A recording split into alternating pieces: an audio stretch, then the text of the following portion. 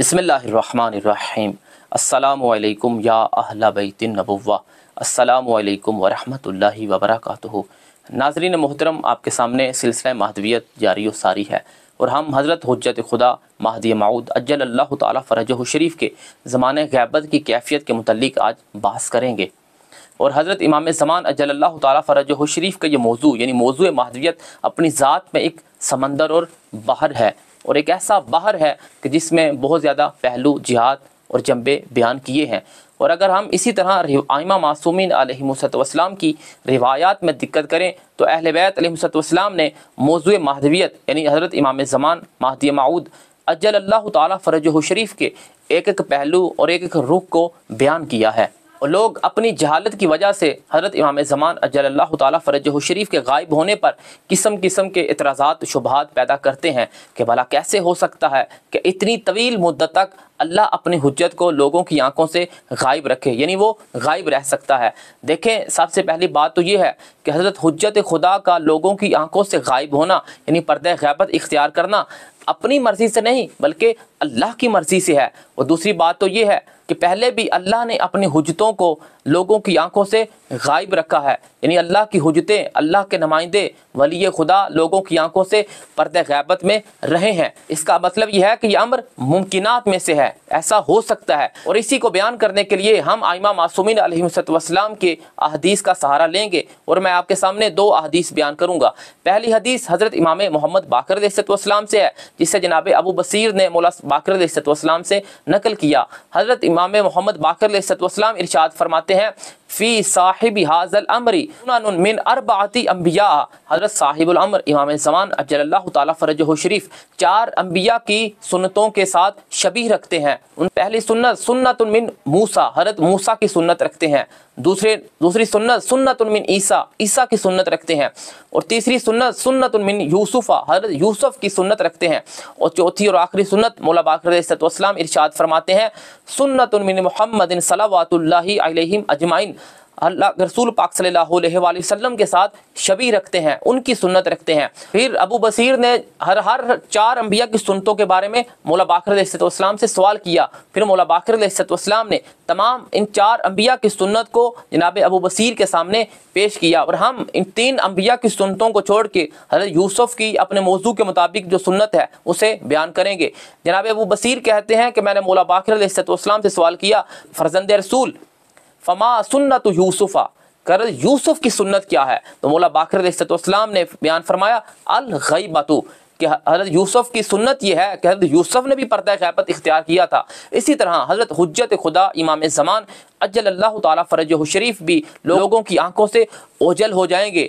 और हम इसको बयान करने के लिए एक दूसरी रिवायत जो मौला सादिक़ अलैहिस्सलाम से नकल हुई है उसका सहारा लेंगे। रावी कहता है, समय तो अबा अब्दुल्लाह सादिका यकूलु, कि मैंने मौला सादिक़ अलैहिस्सलाम की लिसाने पाक से सुना कि मौला सादिक़ अलैहिस्सलाम ने बयान फरमाया, इन्ना फ़ी साहिबी हाज़ल अम्रि लशबहन मिन यूसुफ़ा, कि हज़रत इमाम ज़मान अज्जलल्लाहु ताला फ़रजहु शरीफ हज़रत यूसुफ़ के साथ शबीह रखते हैं। मौला किस चीज़ में शबीह रखते हैं? तो जैसा कि मौला बाक़िर अलैहिस्सलाम ने बयान फरमाया कि ग़ैबत में उनके साथ शबीह रखते हैं। ग़ैबत में शबीह रखने का मतलब यह है जैसे हज़रत यूसुफ़ अपने ज़माने के लोगों की आंखों से ओझल हुए थे, इसी तरह हज़रत हुज्जत खुदा इमाम ज़मान अज्जलल्लाहु ताला फ़रजहु शरीफ अपने वक्त की वो हुज्जत हैं जो लोगों की आंखों से ओझल हैं। फिर मौला सादिक़ अलैहिस्सलाम बयान फरमाते हैं, इन्ना इख़वता यूसुफ़ा कानु उक़ला अलिबा असबातन औलाद अंबिया, कि हज़रत यूसुफ़ अलैहिस्सलाम के भाई अंबिया की औलाद थे, यानी फ़र्ज़ंदान अंबिया थे, अक्लमंद थे, साहिबान लुब थे। दखलू अलैहि फ़कल्लमूहु व ख़ातबूहु व ताजरूहु, कि हज़रत यूसुफ़ अलैहिस्सलाम के पास आए और यूसुफ़ और आपस में ये हम कलाम हुए, एक दूसरे के साथ मुखातिब हुए। वहुवा अखूहुम लम यारिफूहु, और हज़रत यूसुफ़ और ये आपस में भाई थे, इसके बावजूद भी ये लोग हज़रत यूसुफ़ को ना पहचान सके। हत्ता अर्रफ़हुम नफ़्सहु, यहाँ तक कि खुद हज़रत यूसुफ़ ने अपना तारुफ बयान किया, खुद को उनके सामने पहचानवाया, यानी खुद पर्दा ग़ैबत से उनके सामने ज़ुहूर फरमाया। क़ाल लहुम अना यूसुफ़, और खुद उनके लिए कहा कि मैं तुम्हारा भाई यूसुफ़ हूँ। फ़अरफ़ूहु ही नाइज़िन, तब फ़ौरन उन्होंने अपने भाई को पहचान लिया कि यही हमारा यूसुफ़ है। فما تنکر هذه الامة المتحیرة ان یکون اللہ عز وجل یرید فی وقت من الاوقات ان یستتر حجته عنہم۔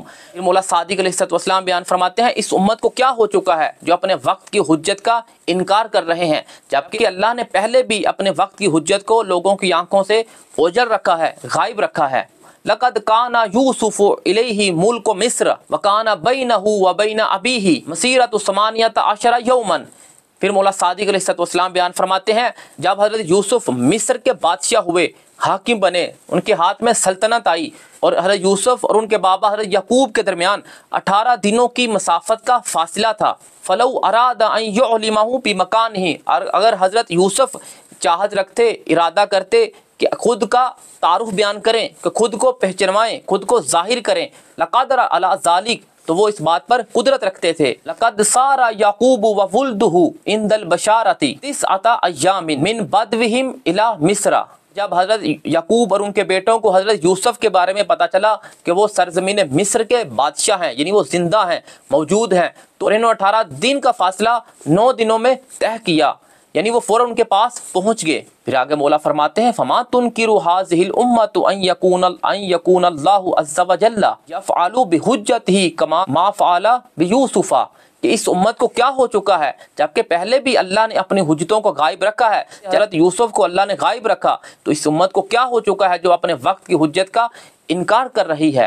مولا حضرت امام زمان اجل اللہ تعالیٰ فرجہ شریف کی مظلومیت کو بیان کرتے ہوئے فرماتے ہیں ان یکون صاحبکم المظلوم المجہود حقہ صاحب ھذا الامر، تمہارے مولا و آقا حضرت مہدی موعود اجل اللہ تعالیٰ فرجہ شریف وہ مظلوم امام ہیں کہ جن کے حق کا انکار کیا جائے گا۔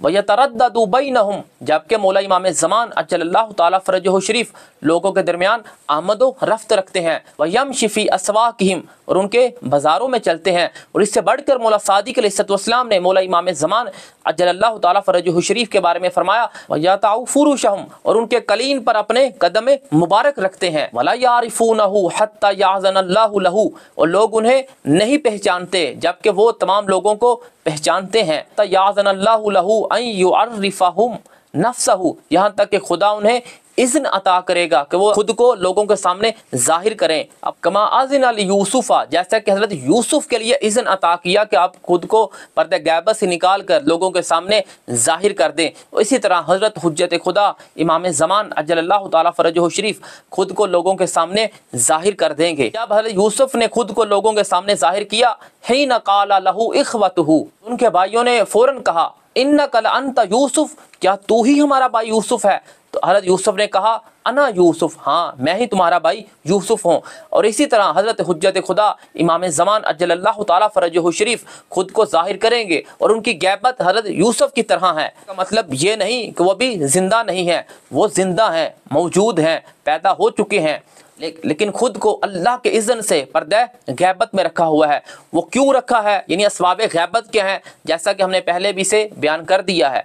یا صاحب الزمان ادرکنی،